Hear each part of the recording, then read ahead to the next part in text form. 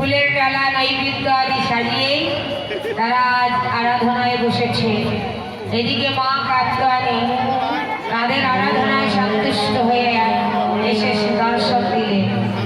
তাই কেমন ভালো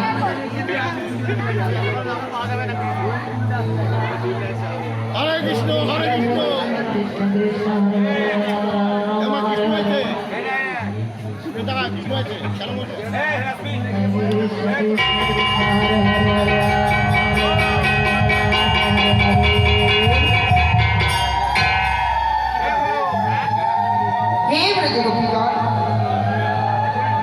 আমি তোমাদের সাধনায় সন্তুষ্ট হয়েছি।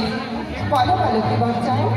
আজ তোমরা আমার নিকট এবার প্রার্থনা করবে, আমি তোমাদের হাসি মুখে সেই বরদান করবো। বলো গোপীগণ, কি বর পেলে তোমরা খুশি হবে? ও গো মা কাত্যায়নী, বর যদি দেবী মা তবে এই বরে দাও।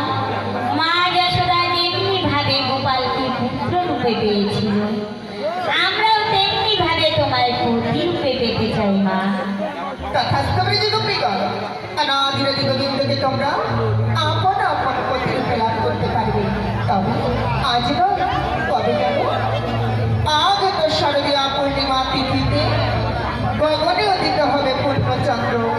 সেই মধুর যামিনীতে ভগবান শ্রীকৃষ্ণচন্দ্র তোমাদেরকে বংশীধ্বনি করে ডাকবে।